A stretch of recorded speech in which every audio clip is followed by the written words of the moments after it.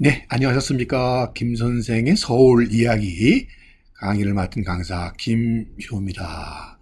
이번 시간에는 한강다리, 여러분들 얼마나 알고 계시는지 한번 확인해 보도록 하겠습니다.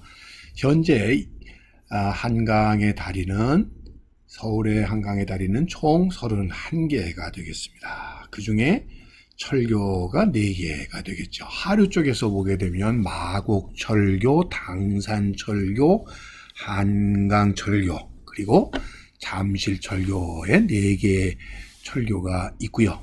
나머지 다리들은 사람이나 차량이 건너다닐 수 있는 일반적인 다리가 되겠습니다. 자, 그래서 현재는 31개이지만 올해 이 월드컵 대교까지 개통이 되면 32개로 늘어날 예정이 되겠습니다. 여러분, 최초의 한강다리 하게 되면 1900년에 준공된 한강철교가 되겠죠. 가장 긴 다리 하게 되면 마곡대교가 되겠습니다. 거의 3000m에 달하게 되고요. 잠수교가 795m니까 거의 3배 이상의 거리 길이를 갖고 있는 게 마곡대교다, 이렇게 보시면 되겠습니다. 통행량이 제일 많은 다리는 바로 경부고속도로와 연계가 되는 한남대교가 되겠습니다. 그러다 보니까 한남대교는 왕복 12차선으로 도로 폭도 가장 넓은 다리에 해당이 된다, 이렇게 보시면 되겠습니다. 자, 원래 이 한강의 모든 다리들은 만들어지기 전에는 강북과 강남을 연계하기 위해서는 한강을 결국 배로 건널 수밖에 없었기 때문에, 그래서 나루가 발달하게 되었고요. 그 나루의 불편함을 대신하기 위해서 결국 다리가 만들어지게 되었다, 이렇게 보시면 되겠죠. 그래서 양화나루가 이제 있었던 곳에 양화대교가 있다든지, 노들나루가 있었던 곳에, 지금의 노량진이 있었던 곳에 한강대교가 만들어지게 되었다든지, 이런 식으로 나루에서 다리로 바뀌어 나가는 것이 이 한강 다리의 역사다, 이렇게 보시면 되겠습니다. 좀 전에 말씀드렸던 것처럼, 그래서 제일 먼저 만들어지게 되는 이 한강철교가 바로 노량진에 만들어지게 된 것은 뭐와 관련이 있느냐?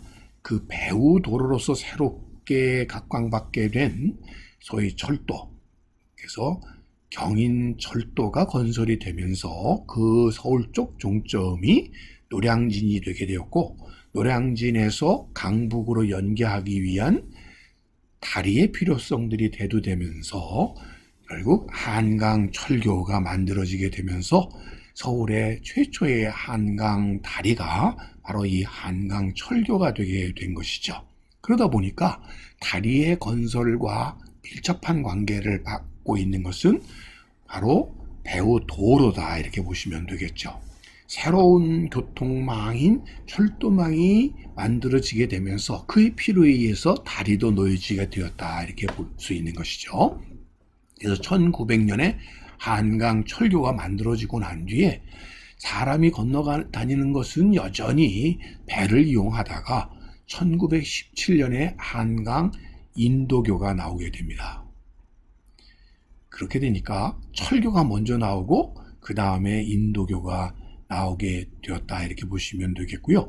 그러니까 처음에는 사람들만 건너다닐 수 있도록 했다가 이것이 이제 해방되고 난 뒤에 제1한강교라고 이름을 바꾸었다가 현재는 한강대교로 명칭이 변경되게 된 것이죠. 자, 사진에서 보시는 것처럼 이 철교가 먼저 만들어지게 된 것이죠. 한강철교. 자, 그러다가 이 앞쪽에 보이는 것이 한강 인도교가 되겠고, 뒤쪽에 있는 것이 한강철교가 되겠죠. 자, 지금 사진에서 확인해 볼 수 있듯이 한강 인도교는 이렇게 사람들이 건너다니는 모습을 여러분들이 확인해 볼 수가 있죠. 직접 아마 여기서 확인해 볼 수 있을 겁니다. 자, 이게 사람들이 이렇게 건너다니는 인도교의 역사가 있었고요. 초창기의 모습을 여러분들이 확인해 볼 수가 있겠습니다. 이렇게 아름다운 가스 조명 아래 철교가 한강교와 인도교가 만들어지면서 서울의 명소로 이렇게 자리를 잡았다라고 보시면 되겠습니다. 자, 그러다 보니까 한강철교, 한강인도교 다음에 세 번째로 만들어진 다리가 1936년도에 광진교가 되겠습니다. 광진이라는 것을 다시 얘기하면 광나루가 있어서 연결하는 다리라 광진교가 되겠습니다.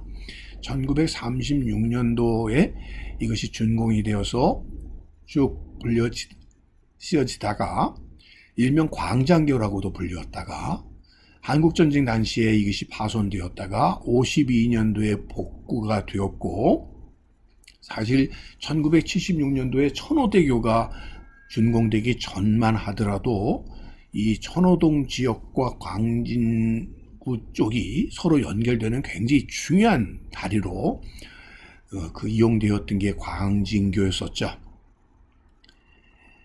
자, 이 광진교의 경우는 여러분들 보시다시피 이 서울에서 상류 쪽에 놓여진 다리로서 특히 당시 경기도 양주 지역과 경기도 광주 지역을 연결하게 되는 중요한 교통로의 기능을 했었다, 이렇게 보시면 되겠습니다. 자, 그러다가 다음에 만들어진 것이 1965년도에 양화대교가 되겠는데요. 이 광진교가 두 번째로 만들어지긴 했는데, 이때 그 명칭이 이 광진교가 파괴되었었던 역사가 있어서 이것이 제외되고, 그 대신에 이 1965년도에 만들어진 다리를 흔히 제2한강교라고 부르게 되었던 것이죠. 이 합정동과 양평동 사이에 지금의 그래서 양화대교가 되겠는데요. 자, 지금 여러분들 이 사진에서 확인해 보면 절두산 순교성지가 있는 이 합정동 쪽과 건너편의 강 남쪽 지역에 있는 양평동 지역을 연결하는 곳인데, 이 절두산 순교성지가 있는 지역을 흔히 들머리라고 불렀어요. 왜냐하면 한강을 거슬러 한양으로 들어올 때 가장 진입하는 중요한 길목이 바로 이 지역이 되는 것이고요. 그런 의미에서 이 양화대교, 제2한강교가 만들어지면서 인천 쪽에서 서울로 진입해 오는데 아주 중요한 빠른 단거리로 올 수 있는 중요한 길목이 되게 된 것이 바로 이 제2한강교라고 볼 수가 있겠죠.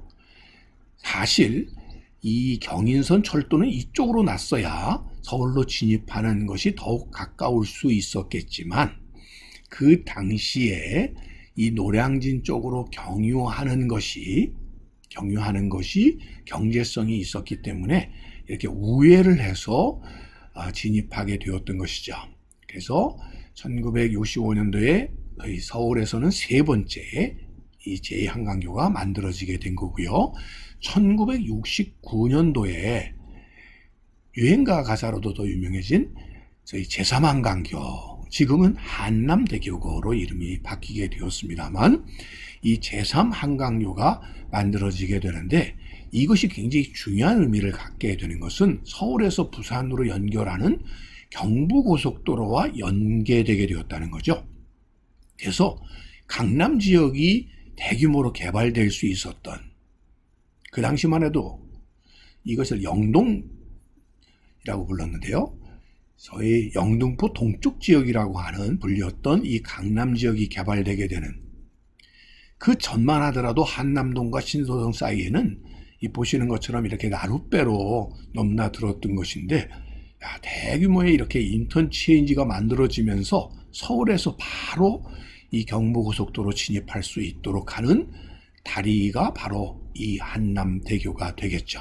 자, 그런 의미에서 길은 다리를 만든다, 이렇게 볼 수 있겠고요. 다리는 다시 또 길을 만들어서 우리나라의 교통혁명, 소위 유통의 혁명을 이루게 되는 한남대교와 경부고속도로의 개통은 결국 오늘로부터 1년이 되는 1970년의 일이 되겠고요. 이 1970년대의 비약적인 경제 발전의 토대가 되었었던 한강의 다리가 바로 한남대교였다 이렇게 보시면 되겠습니다. 이거는 마치 마포대교도 마찬가지라고 볼 수 있겠는데요. 이 모래섬에 불과했었던, 그래서 당시에는 비행장이 들어서서 지금의 김포 비행장과 같은 이런 비행장의 역할을 했었던 여의도가 급격하게 발달해서 오늘날의 금융의 중심이 되게 되는 곳으로 변화될 수 있게 된 것도 1970년에 마포대교의 건설이 바로 그 계기가 되었다 이렇게 볼 수 있겠습니다. 자, 그런 의미에서 1795년에 수원 화성으로의 행차를 위해서 왜 조선왕조는 제대로 된 다리를 만들지 못하고 주교라고 하는 배다리를 만들어서 임시 다리로 사용했다가 철거하는 일들을 반복하게 되었을까? 바로 그 이유는 이 한강에 이렇게 다리가 만들어졌다고 하더라도 그 배후도로의 발달이 있지 않았기 때문에 엄청난 건설 비용에 비해서 다리를 유지하는 데 있어서 큰 경제성이 없었기 때문이라고도 볼 수가 있겠고, 또 여름철에 홍수 등의 이 다리를 계속 잘 관리할 수 있다는 것은 기술적인 문제도 부분에서도 어려움이 있었기 때문이 아닐까 싶습니다. 바로 이 당시에 임시 다리가 놓였었던, 이 주교가 놓였던 자리에 한강대교 바로가 놓이게 된 것이고요. 그래서 다리는 오늘날 이 강남과 강북을 하나로 연결할 수 있는 중요한 길목의 역할을 하게 됨으로써 이 서울이 강북에서 강남을 아우를 수 있는 오늘날의 세계적인 대도시로 발전할 수 있는 계기를 만든 것이 한강다리였다 이렇게 볼 수 있겠습니다. 이제까지 한강다리에 대한 이야기를 꽃밭을 가꾸는 김 선생이 전해드렸습니다.